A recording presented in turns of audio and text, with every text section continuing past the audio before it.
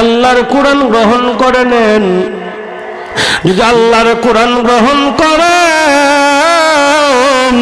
কাল হাসরের মাঠে এই কোরআন সাক্ষী দিয়ে আল্লাহ দরবারে বলবে, আল্লাহ তোমার বান্দা আমি কোরআনকে মহব্বত করেছি, তোমার বান্দা আমি কোরআনকে ভালোবাসেছি, আল্লাহ আমার বান্দারে মাফ করে দেন। আল্লাহ তোমার বান্দারে মাফ করে দেন, আল্লাহ আমার বন্ধুরে মাফ করে দেন। আল্লাহ রাব্বুল আলামিন কাল হাসরের মাঠে আমাদের প্রতিষ্ঠান ফখরে বাঙ্গাল মিডিয়া। الحمد لله الذي جعل الشمس والقمر بحسبان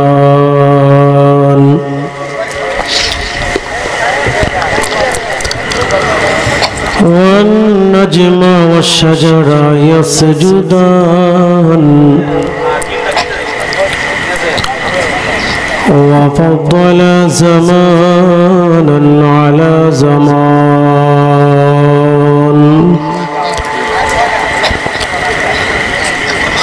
كما فضل مكانا على مكان وإنسانا على إنسان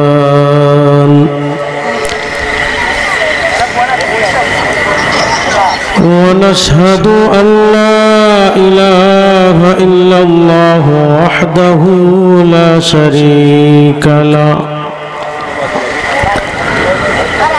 لا جد له ولا ند له ولا مثل له ونشهد أن سيدنا وسندنا وحبيبنا وحبيب ربنا وطبيبنا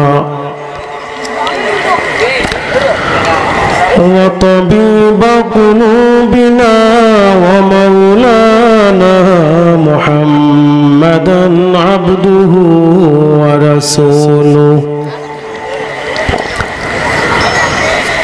الذي أرسل إلى الناس كافة بشيرا ونذيرا وداعيا إلى الله بإذنه وسراجا منيرا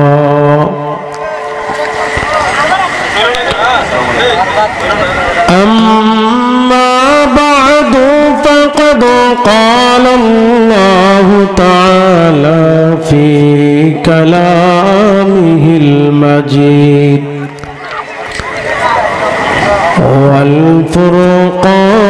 والفرقانه الحميد أعوذ بالله من الشيطان الرجيم بسم الله الرحمن الرحيم وننزل من القرآن ما هو شفاء ورحمة للمؤمنين صدق الله العظيم. وقال النبي صلى الله عليه وسلم أفضل العبادة تلاوة القرآن أو كما قال النبي صلى الله عليه وسلم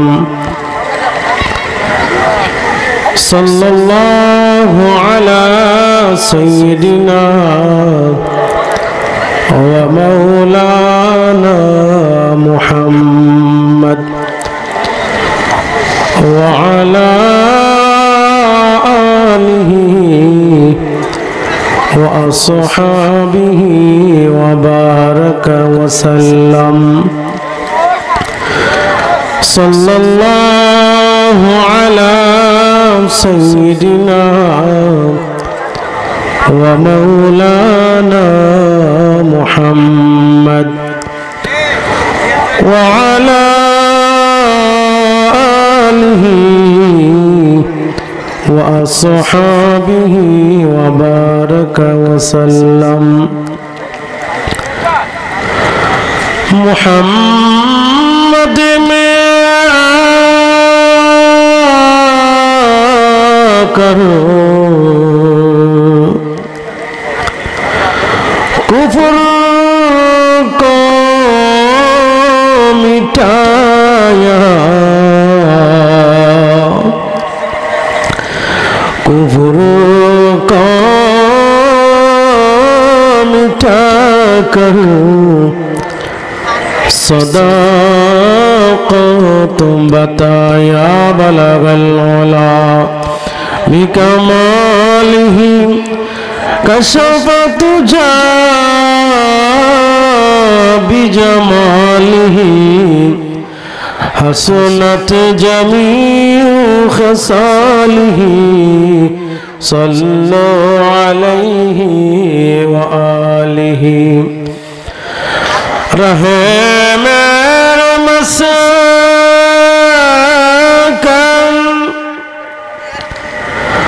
रहे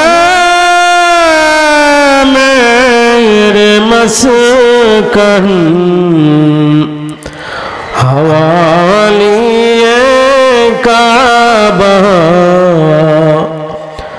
बने मेरे मधुपन दियारे मदीना बलगल उला बिकमालिही कशफत जा बिजमालिही हसनत जमीउ खसालिही सल्लु अलैहि व आलिही ला इलाहा इल्लाल्लाह সকলে প্রাণ খুলে মোহাম্মতের সাথে আমার সাথে বলুন লা ইলাহা ইল্লাল্লাহ লা ইলাহা ইল্লাল্লাহ লা ইলাহা ইল্লাল্লাহ লা ইলাহা ইল্লাল্লাহ লা ইলাহা ইল্লাল্লাহ লা ইলাহা ইল্লাল্লাহ লা ইলাহা ইল্লাল্লাহ লা ইলাহা ইল্লাল্লাহ লা ইলাহা ইল্লাল্লাহ লা ইলাহা ইল্লাল্লাহ লা ইলাহা ইল্লাল্লাহ লা ইলাহা ইল্লাল্লাহ নবীর প্রেমে আমি দিওয়ানা তিনি শুয়ে আছেন মদিনায় ওগো নবী দাও না দেখা ওগো নবী দাও না দেখা মন যে আমার মানে না লা ইলাহা ইল্লাল্লাহ লা ইলাহা ইল্লাল্লাহ লা ইলাহা ইল্লাল্লাহ লা ইলাহা ইল্লাল্লাহ লা ইলাহা ইল্লাল্লাহ লা ইলাহা ইল্লাল্লাহ লা ইলাহা ইল্লাল্লাহ লা ইলাহা ইল্লাল্লাহ মুহাম্মাদুর রাসূলুল্লাহ সাল্লাল্লাহু আলাইহি ওয়াসাল্লাম। আলহামদুলিল্লাহ, ঐতিহ্যবাহী মুক্তাহার জামে মসজিদের উদ্যোগে ষষ্ঠ বার্ষিক ইসলামী সুন্নি মহাসম্মেলনের শ্রদ্ধেভাজন সম্মানিত সভাপতি, আজকের মাহফিলের প্রধান অতিথি, প্রধান বক্তা, মুআজ্জাজ মুকাররম, দেশ সমাজ জাতির কর্ণধার পাহারাদার উলামায়ে কেরাম, এলমে-দ্বীন অন্বেষণকারী আমার প্রিয় ছাত্র ভাইয়েরা, এলাকার সমাবেশী কলেজের টুকরো আমার যুবক বন্ধু ভাইয়েরা, মুরব্বিয়ানে আযম, পর্দার আড়ালে কান পেতে বসে আছেন আমার শ্রদ্ধেয়া সম্মানিতা মা ও বোনেরা, আল্লাহ পাকের দরবারে অসংখ্য শুকরিয়া আদায় করেছি, যিনি আজকে আমাদেরকে অত্যন্ত মেহেরবানি করে, অত্যন্ত ভালোবেসে, মহব্বত করে, দয়া করে, মায়া করে 10 মায়ের 10 সন্তানকে একত্রিত করে আল্লাহ তাআলার কোরআনের আলোচনা এবং বিশ্বনবী সাল্লাল্লাহু আলাইহি সাল্লামের হাদিসের আলোচনা উলামায়ে কেরামের জবান থেকে একের পর এক শ্রবণ করার জন্য কবুল করেছেন। এজন্যই আপনারা খুশি না বেজার? আরো জোরে বলেন, খুশি না বেজার? ভাইয়ার আমার, যদি খুশি হয়ে থাকেন তাহলে আল্লাহ তাআলার শুকর প্রাণ ভরে এই পৃথিবীকে মুখরিত করে সকলেই উচ্চ কণ্ঠে বলুন আলহামদুলিল্লাহ। ভাইয়ার আমার আলোচনা শুরু করার আগে আমি আপনাদেরকে একটা কথা বলতে চাই। আপনারা কি আমার কথা মানবেন? একটু জোরে বলেন, মানবেন? তাহলে যদি আমার কথাগুলো আপনারা মানেন, কোরআনের স্বার্থে, মাহফিলের স্বার্থে, যে প্যান্ডেল নিচে পাকা জায়গাটুকু রয়েছে ওই পাকা জায়গাটুকু আপনারা ভরপুর করে ফেলেন। সবাই একটু আগে বসেন। আল্লাহ তাআলাকে রাজি খুশি করার জন্য, সন্তুষ্ট রাখার জন্য মেহেরবানি করে ওই পাকা জায়গাটুকু ভরপুর করে বসেন। আপনারা অবশ্যই জানেন আমাদের শত্রুকে, বলেন তো, বলেন আমাদের শত্রুকে? হ্যাঁ, শয়তান। আমরা কি শয়তানকে দেখেছি? দেখি নাই। কিন্তু শয়তান দেখি নাই, কিন্তু শয়তানের বিষ মারাত্মক। জোরে বলেন ঠিক না? যদি একবার ইঞ্জেকশন দেয় তাহলে এটা আজীবন চলে। জোরে বলেন ঠিক না? এজন্যই আমরা ওই পাকা জায়গাটুকু ভরপুর করে বসবো যেন শয়তান আমাদের ইঞ্জেকশন না দেয়। জোরে বলেন ঠিক না? ভাইয়েরা আমার, আমি আপনাদের সামনে মহাগ্রন্থ আল কোরআনের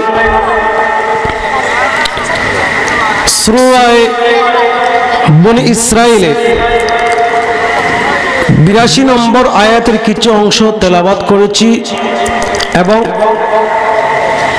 বিশ্বনবী সাল্লাল্লাহু আলাইহি সাল্লামের হাদিসের ভান্ডার থেকে একটি হাদিস পাঠ করেছি। চেষ্টা করব আমার তেলাওয়াতকৃত আয়াত এবং হাদিসকে সামনে রেখে আপনাদের সম্মুখে দুই একটি কথা বলার জন্য। যদি আল্লাহ পাক আমাকে তৌফিক দান করেন, ওমা তৌফিক ইল্লা বিল্লাহ। ভাইয়েরা আমার, মানুষ জন্মের পর থেকে নিয়ে মৃত্যুর আগ পর্যন্ত বিভিন্ন রোগে আক্রান্ত। জুড়ে বলেন ঠিক কিনা? এখানে এমন কেউ আছেন যে আমার জন্মের পর আমার রোগ হয় নাই? হাত ওঠান, থাকলে ওই ওনার হাত সুস্থ হয় নাই। কথা বুঝেন নাই? এমন কি আছেন এই জায়গার মধ্যে যে জন্মের পরে আমার কোনো রোগ হয় না, অসুস্থ হয় না? আছে এখানে কেউ? কেউ বলতে পারবে না, ঠিক না?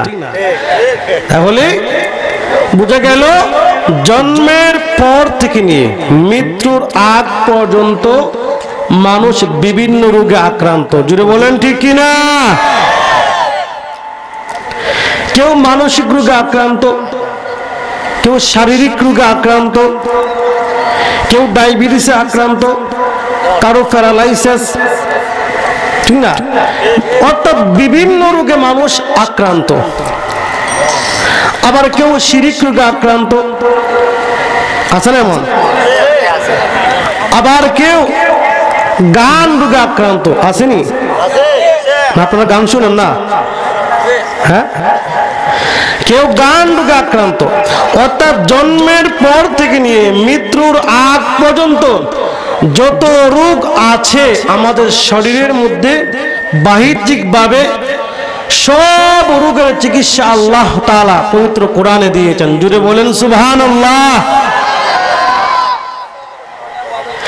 আমি যে আপনাদের সামনে যে আয়াতে কারিমা তেলাওয়াত করেছি, এই আয়াতের মধ্যে আল্লাহ তাআলা বলেন মানুষ যত রোগে আক্রান্ত হয়ে পড়েছে সকল রোগের সুচিকিৎসা হচ্ছে আমি আল্লাহর কোরআন। জুড়ে বলেন সুবহানাল্লাহ। কিন্তু আজকে আমরা বুঝি না, আমরা কোরআন গ্রহণ করতে রাজি না। ছেলেকে মাদ্রাসা দেয় না, কেন দেয় না? কই মাদ্রাসা করে কি করবে? চাকরি পাবে না, এমন বলে না? সমাজে যার 5টা সন্তান, সবচেয়ে স্মার্ট ছেলেকে স্কুলে পড়ানি, হ্যাঁ, যেটা আতনিরা বুবা, এটা কি করে? মাদ্রাসা পড়ায়, কই এটা কোন কাজে আসবে না। জুড়ে বলেন ঠিক কিনা? কিন্তু সমাজের 90% মানুষের নিয়ত ঠিক না। কেন ঠিক না? যে ভালো ছেলে বলে স্কুলে পাঠায়, স্কুলে পড়বে, ডিগ্রি মাস্টার্স কমপ্লিট করবে এবং সে ডক্টর হবে, ডাক্তার হবে, ইঞ্জিনিয়ার হবে, সেনাবাহিনী হবে, শেষ পর্যন্ত কিছু হয় না। আছে না এমন? কিন্তু যেই সন্তানকে অবজ্ঞা করে, অবহেলা করে, বিশ্বাস করে না, এই সন্তান একদিন হাসরের মাঠে, কাল কিয়ামতের মাঠে, যেই দিন সবাই বলবে ইয়া নফসি ইয়া নফসি, ওই মুহূর্তে ওই সন্তান বাবা মাকে সুপারিশ করে আল্লাহ তোরে জান্নাতে নিয়ে যাও। জুড়ে বলুন সুবহানাল্লাহ। তাহলে বোঝা গেল মাদ্রাসা পড়ালে লাভ আছে, লাভ আছে না? লাভ আছে। এজন্যই আমি যে বলতেছিলাম যে মানুষের নিয়ত ঠিক নাই, মানুষের নিয়ত ভালো না। যদি বুঝতো আল্লাহর কোরআনে এত সম্মান, এত ইজ্জত, এত মর্যাদা, তাহলে কোনোদিন সন্তানকে মাদ্রাসায় না পড়াইলো না, মাদ্রাসায় পড়াইলো, ঠিক না? তাহলে আজকে আমরা এইখান থেকে ওয়াদাবদ্ধ হয়ে যাব, আমাদের প্রত্যেকটা সন্তানকে আমরা মাদ্রাসায় পড়াবো, কোরআনে হাফেজ বানাবো, আলেম বানাবো, মুফতি বানাবো। আল্লাহ রাব্বুল আলামিন সকলকে কবুল করুক, সকলে বলে আমিন। তাহলে দৈনন্দিন জীবনে মানুষের দুটি রোগে আক্রান্ত, যেটা আমরা প্রকাশ পাই, ঠিক না? একটা হচ্ছে শারীরিক রোগ, ঠিক না? যেই রোগটা শরীরের মধ্যে কি আঘাত করে, জ্বর হলে কি আঘাত করে না? মাথা ব্যথা হলে, কাশি হলে, সর্দি হলে আঘাত করেনি, দেহের মধ্যে আঘাত করে। আর একটা হচ্ছে মানসিক রোগ, মন ভালো লাগে না, টেনশন। অনেকে স্মোক করে, সিগারেট খায়, টেনশন দূর হওয়ার জন্য। কি টেনশন কমে না বাড়ে? যেটা বলেন কমে না বাড়ে? বাড়ে। আবার অনেকে গান গায়, গান গায় না, গান গায় ওই টেনশন দূর হওয়ার জন্য। এই দুইটি রোগের সুচিকিৎসা আল্লাহ কোরআনকে দিয়েছেন। জুড়ে বলেন সুবহানাল্লাহ। ভাইরা আমার, আপনার টেনশন শুরু হয়ে গেছে, আল্লাহর কোরআন গ্রহণ করে নেন। আপনার মনে শান্তি নাই, আল্লাহর কোরআনটা গ্রহণ করে নেন। আপনার ভালো লাগে না, আল্লাহর কোরআন গ্রহণ করে নেন। হে নবীর উম্মতের দল, আজ আমরা বিভিন্ন রোগে আক্রান্ত হয়ে পড়েছি, আমাদের বিশ্বাস নাই আল্লাহর কোরআন দিয়ে মানুষকে রোগ থেকে মুক্তি দান করে। হে নবীর উম্মতের দল, আজ আমাদের বিশ্বাস হারিয়ে ফেলেছি যেই মহান আল্লাহ রাব্বুল আলামিন এই কোরআনকে রোগের সুচিকিৎসা হিসেবে প্রদান করেছেন। ওরে নবীর উম্মতের দল, আজকে আমরা গান গাই, আজকে আমরা স্মোক করে সিগারেট পান করি টেনশন দূর হওয়ার জন্য। না না, এই সিগারেট আপনার টেনশন দূর করবে না, গান আপনার টেনশন দূর করবে না। যখন আপনার টেনশন শুরু হয়ে যাবে, আপনি আল্লাহর কোরআন গ্রহণ করে নেন, আল্লাহর কোরআনের তেলাওয়াত শুরু করে দেন।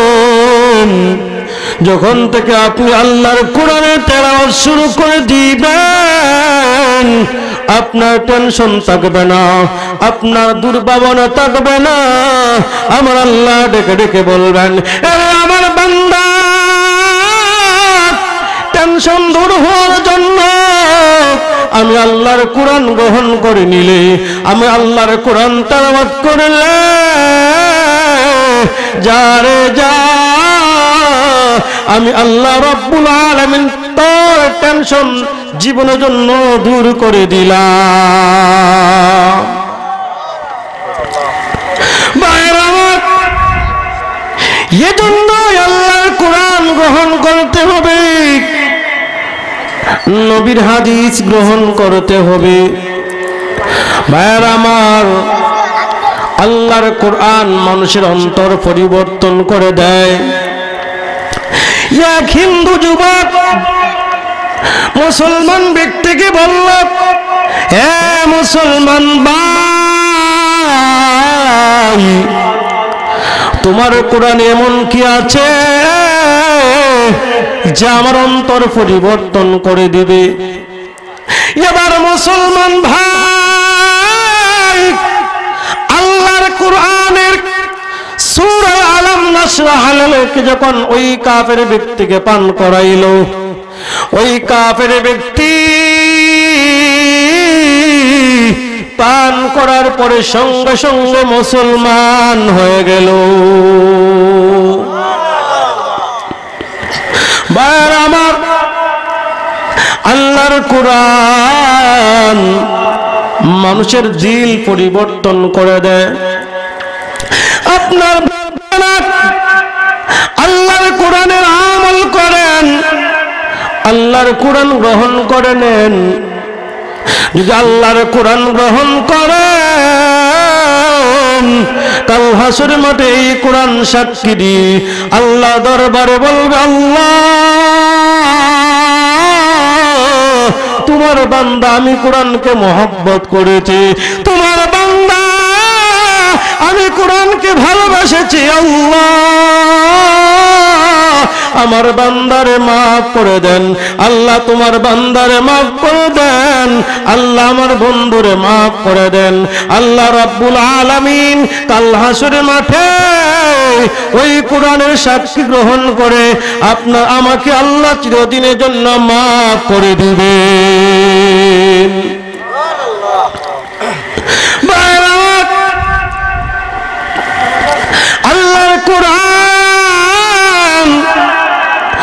মানুষকে রোগ থেকে মুক্তি দান করে। এক হিন্দু যুবক ব্লাড ক্যান্সার আক্রান্ত হয়ে পড়েছে। ডাক্তাররা বলেছে, হে যুবক,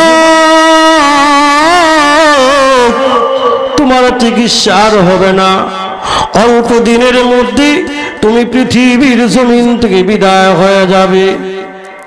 এবার এই যুবক চোখের পানি ছেড়ে ছেড়ে কান্দে। ওইদিকে যুবকের স্ত্রী ডেকে ডেকে বলল, ওগো আমার প্রাণের স্বামী, চোখের পানি ছেড়ে ছেড়ে কান্দেন না। ওগো আমার স্বামী, পৃথিবীর ডাক্তাররা যদি আপনাকে বিদায় করে দেয়, আমি স্ত্রী আপনাকে বিদায় করতে পারি নাই। ওগো আমার প্রাণের স্বামী, আমি এখন থেকে আপনাকে চিকিৎসা করব। আপনি আমার সঙ্গে ওয়াদা দেন, যদি আপনি পরিপূর্ণ সুস্থ হয়ে যান, আপনি আমার শর্তগুলি মানবেন কিনা? এবার যুবক ডেকে ডেকে বলল, ওগো প্রাণের স্ত্রী, যে জায়গার মধ্যে সব ডাক্তাররা আমাকে বেরত করে দিয়েছি, আমাকে বিদায় করে দিয়েছে, ওগো আমার প্রাণের স্ত্রী, তুমি আমাকে চিকিৎসা করলে ভালো হয়ে যাব। ওগো আমার প্রাণের স্ত্রী, আমি ওয়াদা দিলাম, যদি আমি পরিপূর্ণ সুস্থ হয়ে যাই, যদি আমি ভালো হইয়া যাই, আমি তোমার সকল শর্তগুলি মেনে নিব।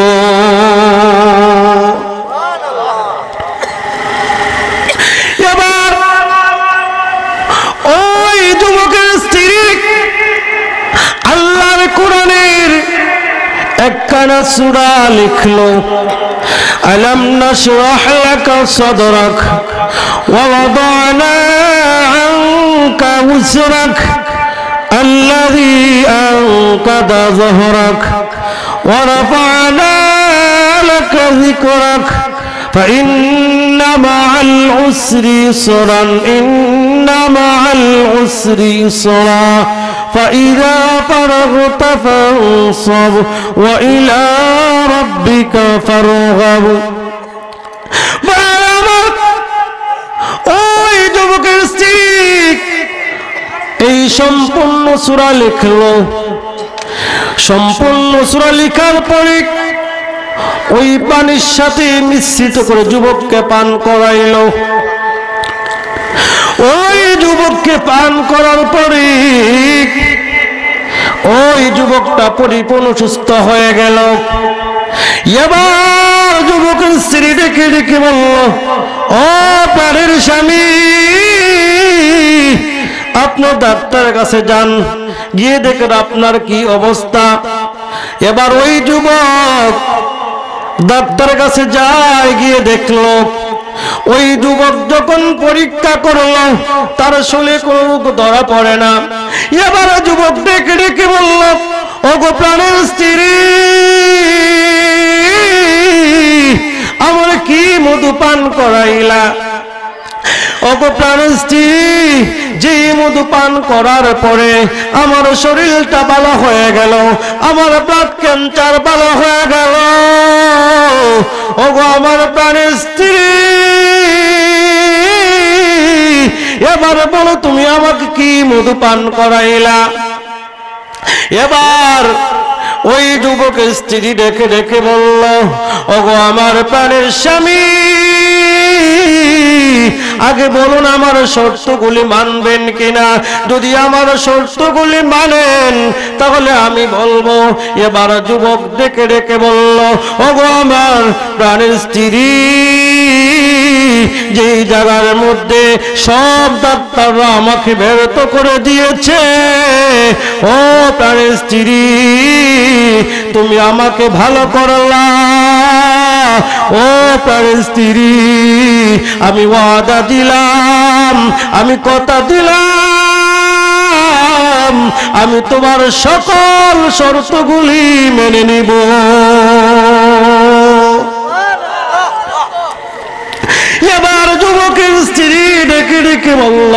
ওগো আমার প্রাণের স্বামী, তাহলে এবার আপনি আমার সাথে বলুন, লা ইলাহা ইল্লাল্লাহু মুহাম্মাদুর রাসূলুল্লাহ।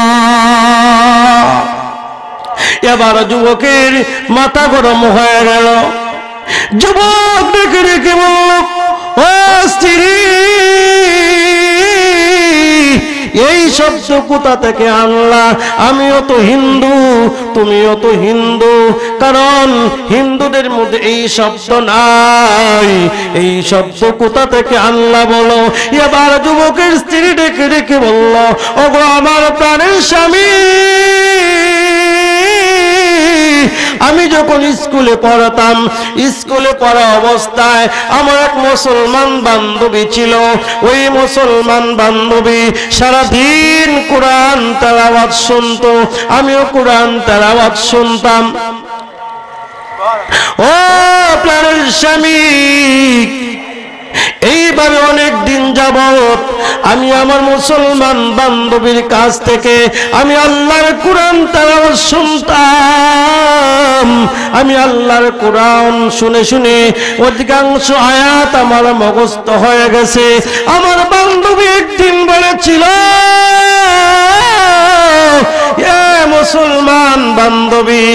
মুসলমান বান্ধবী একদিন আমাকে বলেছিল, এগো হিন্দু বান্ধবী, আল্লাহর কোরআন,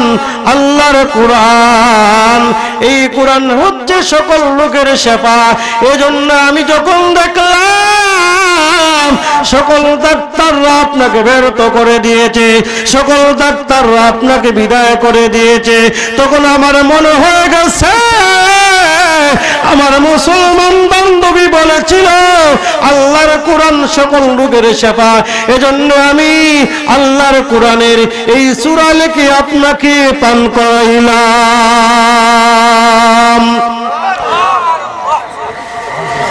কি ভাই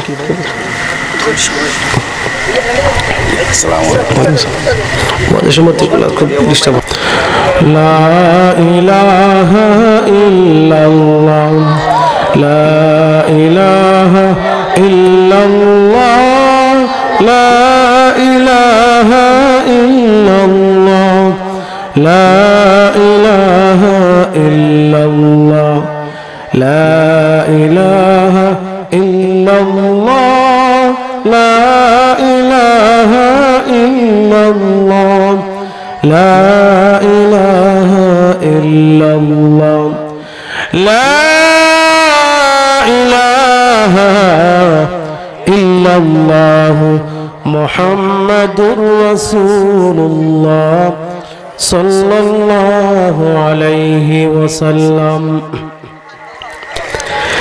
বলতেছিলাম, ওই হিন্দু যুবকের স্ত্রী বলল, স্বামী আমার, আমি যখন স্কুলে পড়তাম তখন আমার একটা মুসলমান বান্ধবী ছিল।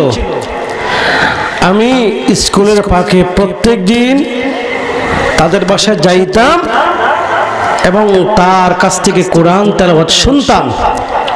এইভাবে কোরআন তেলাওয়াত শুনে শুনে কোরআনের অধিকাংশ আয়াত আমার মুখস্থ হয়ে গিয়েছিল। এরপরে যখন দেখলাম সকল ডাক্তাররা আপনাকে ব্যর্থ করে দিয়েছে, তখনই আমার মনে হয়ে গেল যে মুসলমানদের আল্লাহর কোরআন এমন একটি জিনিস যেটা হচ্ছে সমস্ত রোগের শেফা। এজন্য আমি ওই কোরআনের একটা সূরা আলাম নাশরাহ লিখে আমি আপনাকে পান করাইছি, এইটুকু আমল করেছি।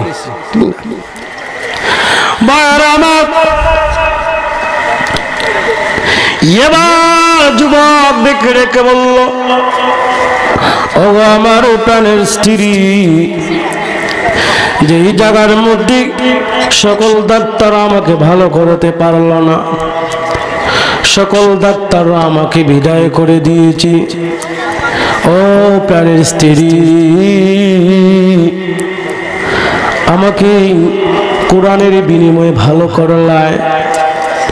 ও আমার প্রাণের স্ত্রী, আর দেরি করো না, এবার আমাকে মুসলমান বানায় পেল। ওই হিন্দু যুবক স্ত্রীর হাতে হাত রেখে চিরদিনের জন্য মুসলমান হয়ে গেল। আমার বুঝতে হবে আল্লাহর কোরআন এমন রোগের চিকিৎসা, যেই জায়গার মধ্যে ডাক্তাররা ব্যর্থ করে দিয়েছিল, যেই জায়গার মধ্যে ডাক্তাররা বিদায় করে দিয়েছিল, কোরআনের প্রতি বিশ্বাস থাকার কারণে, কোরআনের প্রতি মহব্বত থাকার কারণে ওই যুবকটা বেঁচে গেল, ব্লাড ক্যান্সার থেকে বেঁচে গেল। ভাইয়ারা আমার, আজকে আমরা কোরআনকে ভুলে গেছি, কোরআন পড়তে জানি না। আমার আল্লাহ রাসূল বলেন পৃথিবীতে তিনটা জিনিস আছে, তাকাইলে সব, ধরতে হয় না, পড়তে হয় না, তাকাইলে সব। একটা হচ্ছে বাবা মার চেহারা। যদি আপনি বাবা মার চেহারা দিকে তাকান, আল্লাহ আপনাকে সব দিবে। 2 নম্বর হলো আল্লাহর ঘর বাইতুল্লাহ, বাইতুল্লাহ দিকে তাকাইলে সব। বাইতুল্লাহ ধরতে হয় না, সইতে হয় না, তাকাইলে সব। এর নবীর আশাক আল্লাহর কাছে কেঁদে কেঁদে বলে, আল্লাহ আমাকে মদিনা না নিয়ে মরণ দিও না। আল্লাহ মদিনা যাইতে পারলাম না, দেখতে পারলাম না। আল্লাহ তোমার কি মায়া লাগে না? তোমার কি দয়া লাগে না? আমাদেরকে গাড়ি দইরা মদিনায় পৌঁছায়া দাও, যেন তোমাকে লাব্বাইক লাব্বাইক বলে স্মরণ করতে পারি। মদিনা যাইতে পারলাম না, মদিনা দেখিতে পারলাম না, মদিনা যাইতে পারলাম না। আমি অসহায় তাই এত দূরে রই, আমি অসহায় তাই এত দূরে রই, শুধু সালাম জানাই মদিনা যাইতে পারলাম না, মদিনা দেখিতে পারলাম না, মদিনা যাইতে পারলাম না। মদিনা নাম কত মধু,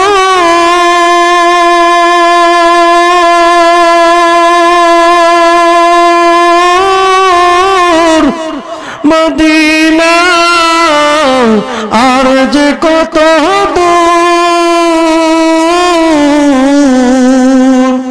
ওই মদিনার পথের ধুলি আমি, ওই মদিনার পথের ধুলি আমি মাটি পারলাম না, মদিনা যাইতে পারলাম না, মদিনা দেখিতে পারলাম না, মদিনা যাইতে পারলাম না।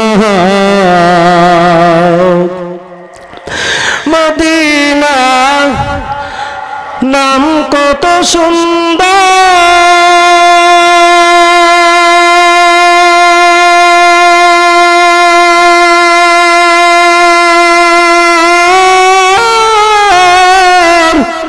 মদিনা নাম কত মধুর। ওই মদিনার পথের ধুলি আমি, ওই মদিনার পথের ধুলি আমি মাটি পারলাম না, মদিনা যাইতে পারলাম না, মদিনা দেখিতে পারলাম না, মদিনা যাইতে পারলাম না। ভাই আমার, এজন্যই বলতেছিলাম আল্লাহর ঘর বাইতুল্লাহ তাকাইলে সব, দেখলে সব, ধরতে হয় না, স্পর্শ করতে হয় না, তাকাইলে সব। 3 নম্বর হলো আল্লাহর কোরআন। এই কোরআনের প্রতি তাকাইলে সব, দেখলে সব, দেখতে হয় না, পড়তে হয় না। যদি কোরআনকে বুকে আঁকড়িয়ে ধরেন আল্লাহ আপনাকে সব দিবেন। এর নবীর উম্মতের দল, আজকে আমরা কোরআনকে ভুলে গেছি, কোরআনকে ভালোবাসি না, কোরআনকে ভুলে গিয়ে আমরা বিভিন্ন অভিনেত্রী গান দখল করে নিয়েছি। জোরে বলেন ঠিক কিনা? আরো জোরে বলেন ঠিক কিনা? ভাইয়ার আমার, আজকে মুসলমানের সন্তান গান গায় মনে আনন্দ পাওয়ার জন্য। মুসলমান যুবক গান গায়, অথচ আল্লাহর কোরআন গ্রহণ করলে, আল্লাহর কোরআন তেলাওয়াত করলে মনে শান্তি আসে, আল্লাহর কোরআন তেলাওয়াত করলে মনে মজা আসে। না না, আজকে মুসলমানের সন্তান কোরআন তেলাওয়াত করে না, বিভিন্ন গান গায়। জোরে বলেন ঠিক কিনা? আরো জোরে বলেন ঠিক কিনা? আজকে মুসলমান সন্তান গান গায়। ওই চলচ্চিত্র জগতের অভিনেত্রী, নাম বলবো কি? নাম হচ্ছে ময়ূরী। জোরে বলেন কি নাম? আজকে অভিনেত্রীকে নিয়ে গান গায়, মুসলমানের সন্তান গান গায়। আমার বন্ধু ময়ূরী আমার মন করলাই চুরি, অপূর্ব সুন্দরী রূপের নেশায় পাগল হইয়া সারলাম ঘর বাড়ি। জুড়ে বলেন নাউজুবিল্লাহ, আরো জোরে বলেন নাউজুবিল্লাহ। মুসলমানের সন্তান, আজকে মনে শান্তি পাওয়ার জন্য তুমি ওই ময়ূরীকে নিয়ে গান গাও, কিন্তু আল্লাহর কোরআন এমন কথা বলে নাই। আল্লাহর কোরআন শিখলে ঘর বাড়ি ছাড়তে হয়, আল্লাহর কোরআন শিখলে মনে শান্তি লাগে না, এমন কিছু বলে নাই। আল্লাহর কোরআন শিখলে মনে শান্তি আসে, আল্লাহর কোরআন গ্রহণ করলে ঘর বাড়ি ছাড়তে হয় না, আল্লাহর কোরআন গ্রহণ করলে বাবা মাকে ছাড়তে হয় না, আল্লাহর কোরআন গ্রহণ করলে প্রতিবেশীকে ছাড়তে হয় না। যদি ময়ূরীকে নিয়ে গান গাও, বাবা মাকে ছাড়তে হবে, আল্লাহর মোহব্বত ছাড়তে হবে, গ্রাম ছাড়তে হবে, রাস্তা রাস্তায় হাঁটবেন আর গান গাইবেন, এই গানের কোনো ফায়দা নাই। ভাইয়ের আমার, এজন্যই আল্লাহর কোরআনকে মোহব্বত করতে হবে, আল্লাহর কোরআনকে ভালোবাসতে হবে। যদি আল্লাহর কোরআনকে গ্রহণ করেন, আল্লাহর কোরআনকে মোহব্বত করেন, আল্লাহর কসম দিয়ে বলি রে বাবারা, আপনি মরতে দেরি হবে, কিন্তু আপনার কবরটা জান্নাতের বাগান হতে 1 সেকেন্ড দেরি হবে না। এজন্য ভাই আমার, নবীজি বলেছেন, নবীর দরবারে এক বিদুইন আসলো, ইয়া রাসূলুল্লাহ, ইয়া হাবিবাল্লাহ, আমি অনেক গুনাহ করেছি, আমি অনেক অন্যায় করেছি, আপনি দোয়া করেন আমি যেন, আল্লাহ যেন আমাকে মাফ করে দেয়। আল্লাহ নবী বলেছেন, হে বিদুইন যুবক, তুমি বেশি বেশি বিসমিল্লাহ তেলাওয়াত করো, যদি বেশি বেশি বিসমিল্লাহ পাঠ করো আল্লাহ তোমাকে মাফ করে দিবেন। আল্লাহ রাসূল বলেছেন, যদি আমার উম্মতের মধ্যে কোন নারী পুরুষ বেশি বেশি বিসমিল্লাহ পাঠ করে, আল্লাহ রাব্বুল আলামিন তাকে জীবনের জন্য মাফ করে দিবেন। আল্লাহ ভাইয়ের আমার, এজন্য আল্লাহ নবী বলেছেন, কাল হাসরের মাঠে যখন একটা গুনাহগার ব্যক্তিকে যখন ফেরেশতা পাকড়াও করবে আমার আল্লাহ বলবেন ও ফেরেশতারা তাকায়া দেখো আমার বান্দার অঙ্গে প্রত্যঙ্গে কোনো নেকি লেখা আছে কিনা। এবার ওই ফেরেশতা বান্দার সকল অঙ্গ প্রত্যঙ্গ দেখবে কোনো নেকি লেখা নাই। এবার ওই ফেরেশতা ডেকে ডেকে বলবে এ আমার ভাই তোমার জিহ্বাটা বের করো দেখি তোমার জিহ্বার মধ্যে কোনো লেখা আছে কিনা। এবার ওই যুবক যখন জিহ্বাটা বের করে দিবে ওই জিহ্বার মধ্যে লেখা ওই জিহ্বার মধ্যে সাদা কালি দিয়ে লেখা বিসমিল্লাহির রহমানির রহিম। যখন ওই যুবকের জিহ্বার মধ্যে লেখা বিসমিল্লাহ লেখা অথচ এই যুবকের কোন অঙ্গ প্রত্যঙ্গে বিসমিল্লাহ লেখা নাই, কোন নেকি লেখা নাই, যখন তার জিহ্বার মধ্যে পাওয়া গেল আমার আল্লাহ ডেকে ডেকে বলবেন ওরে ফেরেশতারা আমার বান্দার আযাব দিস না, আমার বান্দারে কষ্ট দিস না, আমি আমার বান্দারে জীবনের জন্য মাফ করে দিলাম।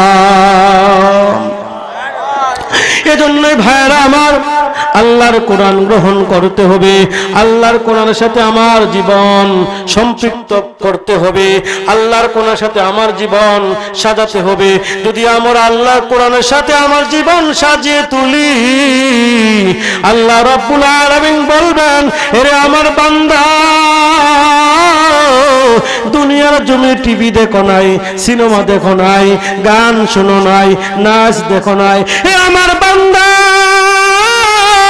আমি আল্লাহকে সন্তুষ্ট রাখার জন্য আমি আল্লাহকে খুশি রাখার জন্য সমস্ত অশ্লীল কাজ ছেড়ে দিয়েছো, গান বাজনা ছেড়ে দিয়েছো, টিভি দেখা ছেড়ে দিয়েছো।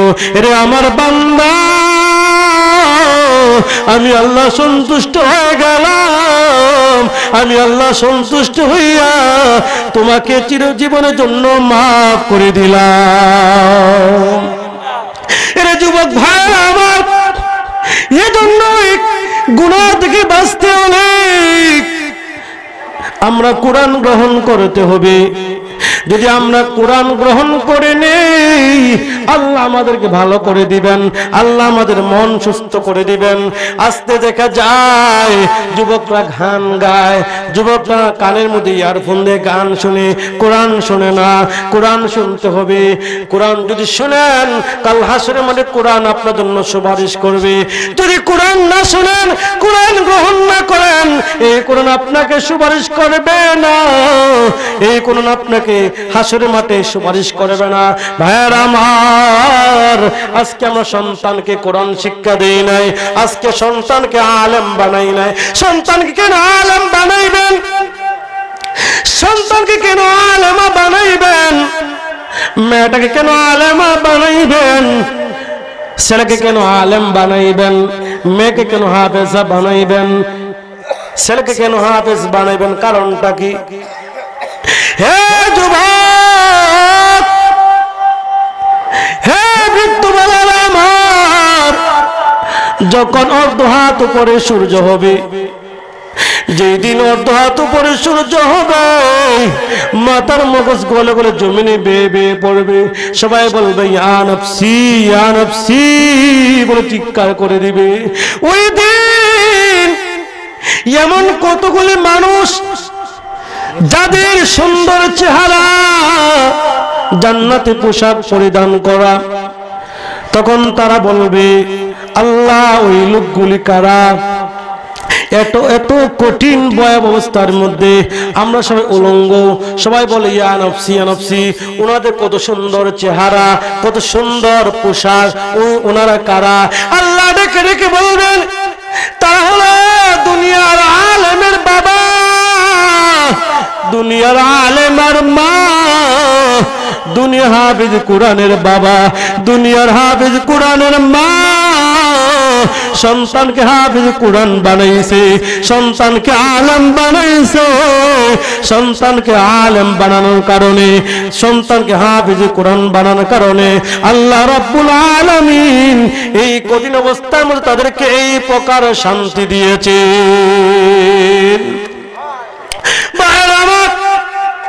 সন্তানকে না আলেম বানাইবেন যেই দিন মালাকুল মাউত আপনার গলায় মঞ্জুরের চাপ দিবে, যেই চাপের কারণে পৃথিবীর সকল পানি যখন আপনার মুখে দেওয়া হবে, পানির তৃষ্ণা মিটবে না, পানির স্বাদ মিটবে না। ভাইয়েরা আমার, এমন কঠিন অবস্থার মধ্যে সবাই আপনার সামনে থেকে চলে যাবে, কেউ আপনার পাশে থাকবে না। আপনার সন্তান, যেই সন্তানকে ডাক্তার বানাইছিলেন ওই সন্তান চলে যাবে, যেই সন্তানকে মাস্টার বানাইছিলেন ওই সন্তান চলে যাবে, যেই সন্তানকে ইঞ্জিনিয়ার বানাইছিলেন ওই সন্তান চলে যাবে। কেউ আপনার পাশে আসবে না, কেউ আপনার পাশে থাকবে না, সবাই এক এক করে আপনার সামনে থেকে চলে যাবে।